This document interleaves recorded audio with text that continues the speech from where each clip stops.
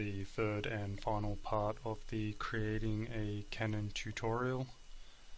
The first thing we'll want to do is go up to the realistic shading mode, right click and go down to lighting and shadows. We're just going to turn off shadows and also ambient occlusion. The second thing we want to do is come up to customize preferences, and we want to go to the viewports tab, and we want to make sure that backface cull on object creation is checked. Click on OK. We can now start making our models, so let's click on the cylinder from the creation panel. Just going to click roughly in the middle here and draw out the cylinder.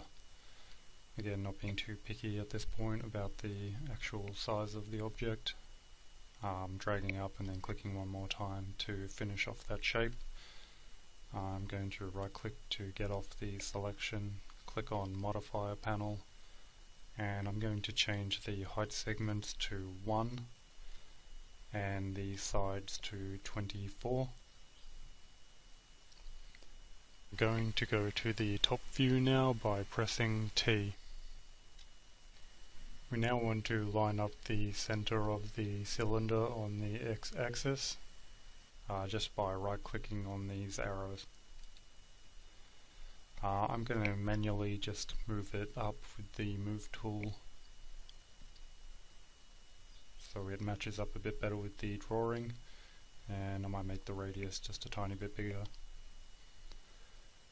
I'm now going to go into the front view, move the object up by the Y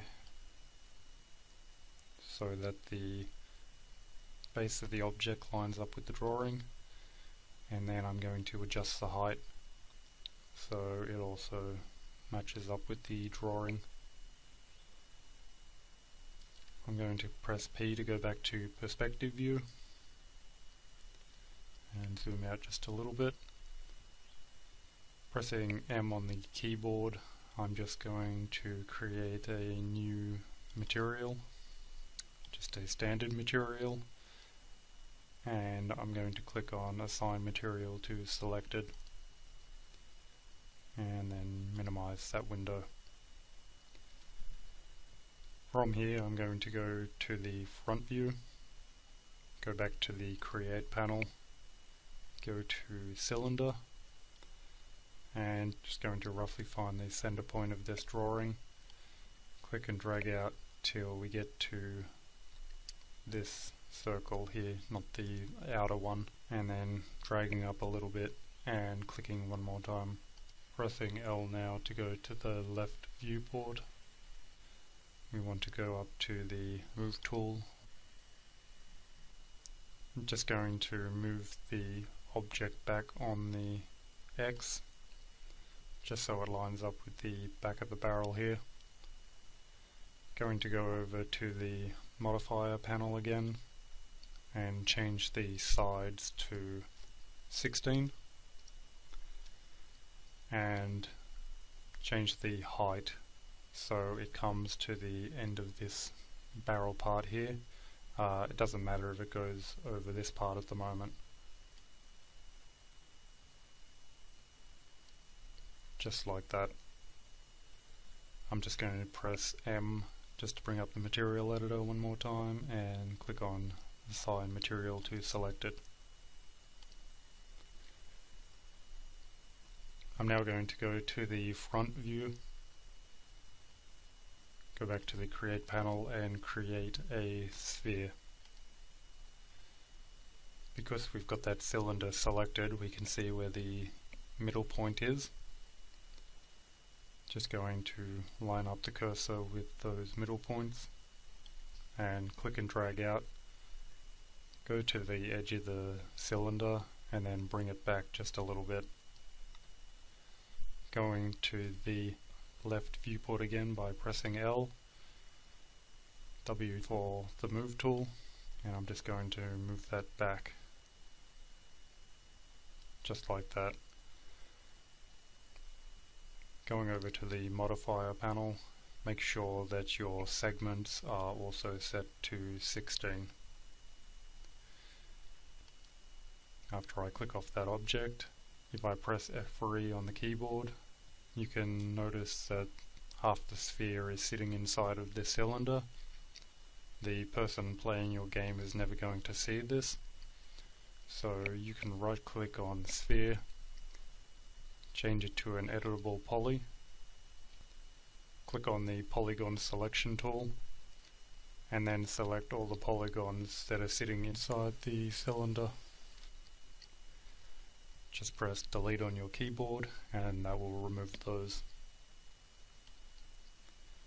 Pressing on the selection one more time to turn it off, and I'm going to press F3 on the keyboard one more time just to bring back our background images. I'm also going to press M one more time just to assign our material to the selection. I'm now going to come down here and pressing Control, I'm going to click on the cylinder just to add to the selection of the sphere and move the object on the Y down just a little bit. From this point I'm going to click on the cylinder one more time, putting the cursor on the X-axis, holding down Shift and dragging to the right. This will duplicate the cylinder. I'm just going to line this up on the end of the original cylinder, and we want to make sure it's a copy. I then want to change the radius so it matches the image, and then change the height so it also sits just on the edge of this line. At this point I want to click back on the original cylinder. I want to change it to a editable poly.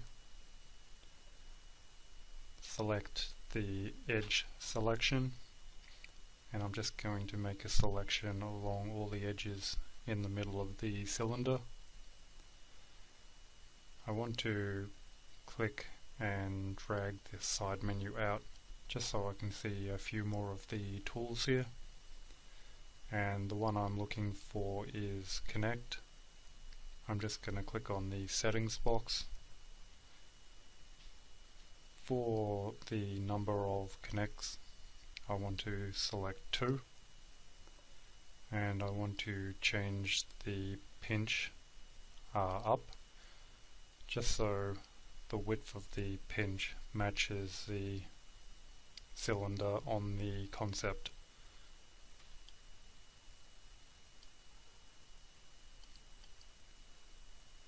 And just adjusting those so that lines up, and then pressing the tick. Once I have that, I'm going to change over to the polygon selection. I'm going to select all the polygons in the middle here, going over to perspective by pressing P, and then pressing on the settings button for extrude. Now we want to change the type of extrusion to local normal, and then we want to adjust this number to about there, and then pressing the tick. Clicking on the polygon selection just to turn it off. Then going to zoom out just a little bit more, and I'm going to click on this new cylinder, and I'm also going to change this to an editable poly. Clicking on the polygon selection and choosing that front face. I'm going to go back to the left view for this and choosing the settings for the extrusion again, and I just want to raise this number up until it matches the end of that barrel, and then pressing the tick.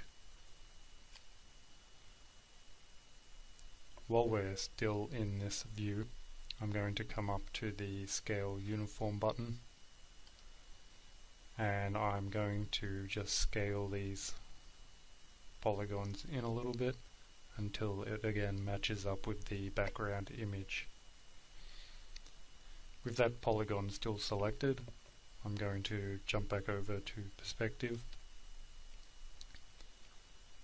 I'm going to press delete to remove that polygon, and then I'm going to choose the border selection type and click on this hole. I'm now going to line up the cursor so it's sitting on the little bar here between the Z and the X. I'm going to press Shift, click, and then scroll down a little bit until we've created some polygons in the middle like this. Going to let go of the left mouse button and then letting go of Shift.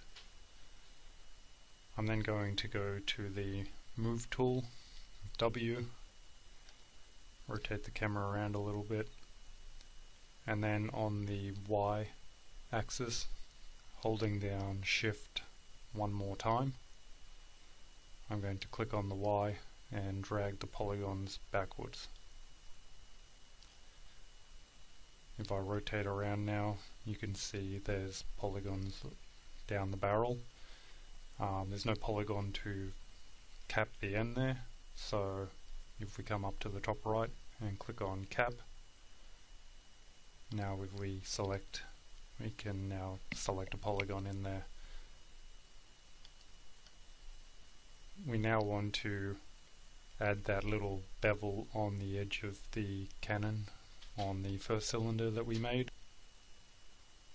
Going to the left view by pressing L, I'm going to go to Edge Selection and choosing the edges along here, and then holding down Alt, we're going to remove the edges back here. We're going to go up to chamfer and then go to the settings, and we're just going to tweak this number just till it roughly fits the same shape, and then pressing the tick button. I'm going to go off the edge selection and choose polygon selection. If we look here, we can see that these new extruded polygons look more faceted than these ones. See how this is a nice smooth gradient? The way we fix this up is with smoothing groups. So these polygons here now have the same issue that's over here. So I'm just going to select these, go down the list, and I'm going to give them a smoothing group of 10. And then deselecting polygon selection, I'm going to then fix up the ones on the front of the barrel, choosing polygon selection, clicking and dragging, going down and choosing 11. Just going to turn off polygon selection now and go back to perspective camera